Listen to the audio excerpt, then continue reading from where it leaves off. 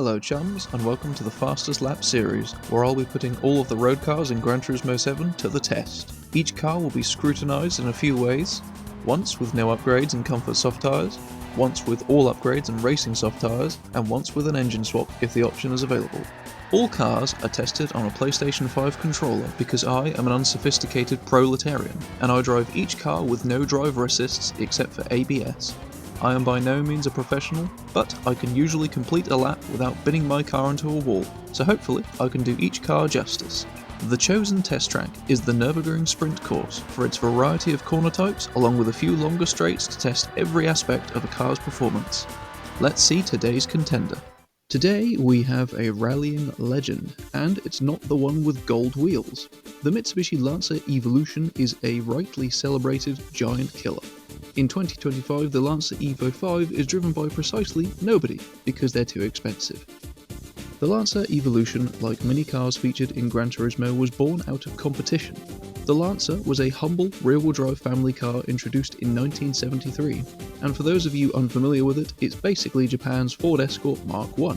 The sportiest model was the 1600 GSR, making 110 horsepower, which sounds fairly pedestrian, but this car was gussied up for one of the most grueling motorsport events in the world, the Safari Rally.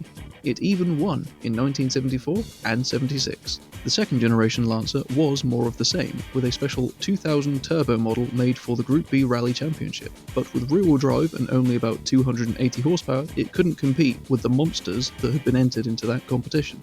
Mitsubishi started development of a new Group B monster based on the Starion Coupe, an insanely cool-looking rear-wheel drive sports car. Mitsubishi developed an all-wheel drive system using the transfer case from a Pajero and used several weight-saving measures. One of them was to remove the pop-up headlights, and they used fixed items allowing the nose to be shortened.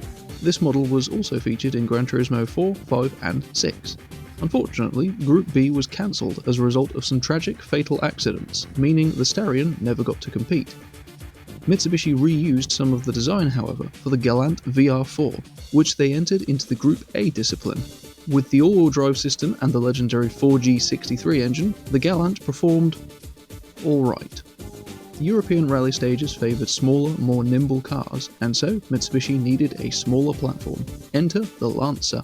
By this point, the Lancer had gone front-wheel drive, being based on the Mirage hatchback. Mitsubishi shoehorned the 4G63 under the bonnet, and the all-wheel drive system under the body, making a baby Galant that we now know as the Lancer Evolution 1. This tiny four-door had a 250 horsepower variant in a car that weighed about the same as a 2013 Mini. So it's a bit like a Hobbit with a rocket launcher.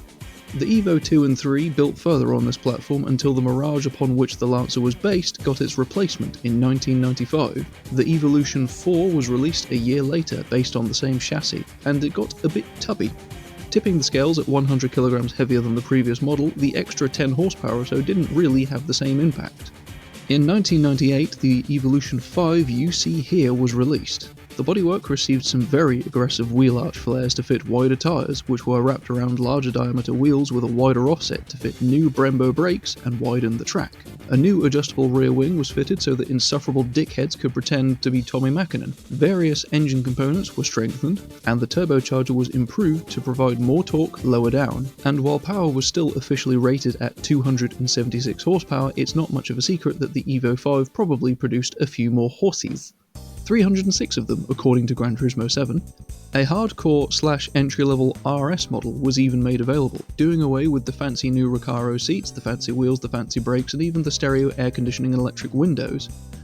We don't have the RS though, we have the GSR with its sexy Oz Racing wheels. How will it do? Like all unmodified cars in this series, this car has no upgrades that affect the performance in any way, and it is fitted with Comfort Soft tyres. The reason all cars are fitted with Comfort Soft tyres is because they will give a very rough approximation of how the real-life car will perform on some fancy Michelin Pilot Sport tyres, which are some of the better summer tyres on the market, which are road-biased but can handle a track day. While the sports tyres would be faster, there aren't many cars on the street rolling around on Cup 2R tyres.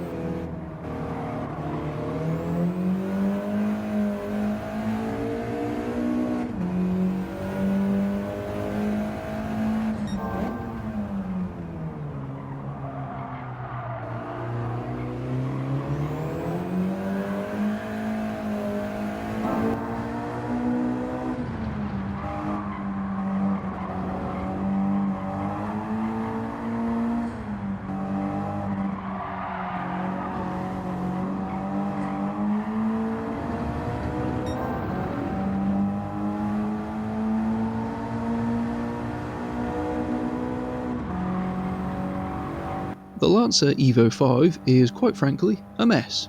It suffers with pretty dramatic lift-off oversteer, and yet when you accelerate the front wheels spin up and the car pushes wide, so on the whole it feels like a front-wheel drive. The FK2 Civic ironically feels much more composed and has more traction.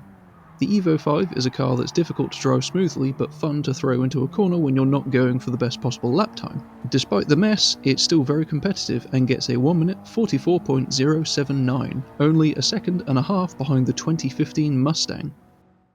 For the upgraded car, a rally livery probably would have made more sense, but I saw this livery on an Evo 8 in Forza Motorsport and it looks so good I made it for this car.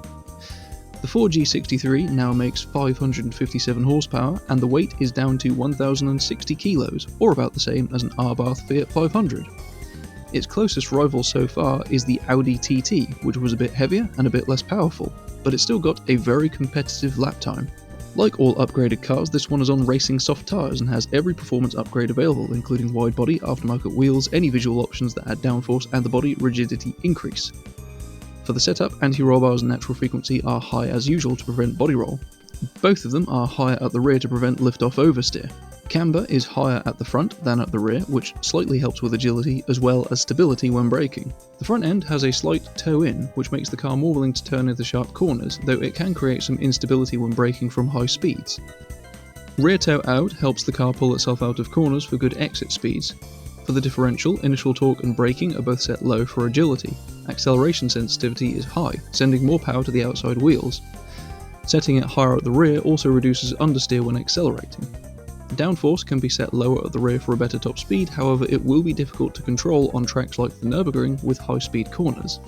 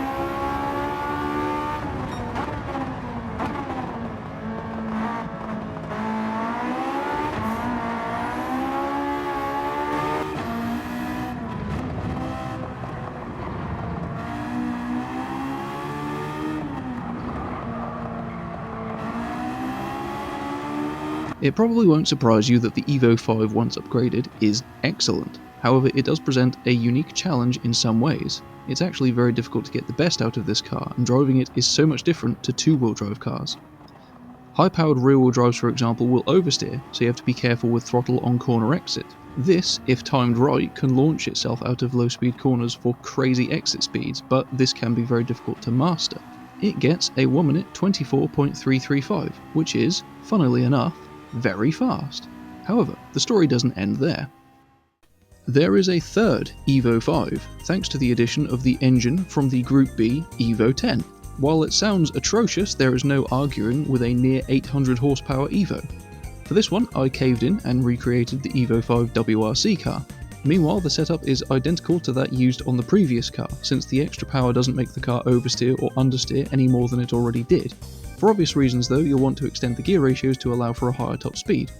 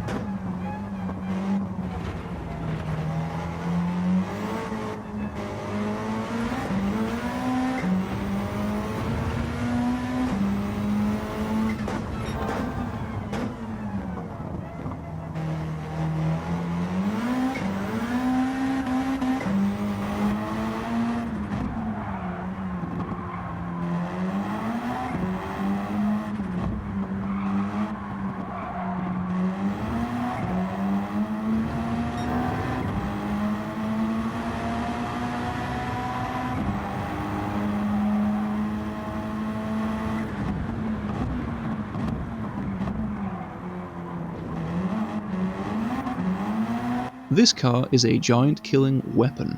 On short tracks like Tsukuba, there's not much that will compete with this. It's nimble, light, obscenely fast, and it can put every last bit of the extra power down without any drama at all. It gets a 1 minute 21.452. That time places the engine-swapped car only 2/10 behind the Sauber C9 Group C car. It is by far our fastest road car so far, beating the Maserati Gran Turismo by over 2 seconds. Speaking of the Maserati, the non-engine swapped Evo is nipping at its heels half a second behind, and it's only 1/10 of a second behind the 2015 Mustang, which has 300 horsepower more. The unmodified car, meanwhile, beats the 1954 Jaguar D-Type by a whisker, which doesn't sound like much of an achievement, but that Jag weighs half a ton less. While this car sounds very impressive, it's worth mentioning that there are 5 other Evolution road cars, each with engine swaps of their own. Time will tell if this Evo competes or gets left behind. So, that was the first Evo to hit the track. Tune in next time to see its greatest rival. If you have any requests for cars you want to see tested sooner, please comment down below. Thank you very much for watching, and if you enjoyed this video, I would be very grateful for your subscription. Take care now, and ta-ra.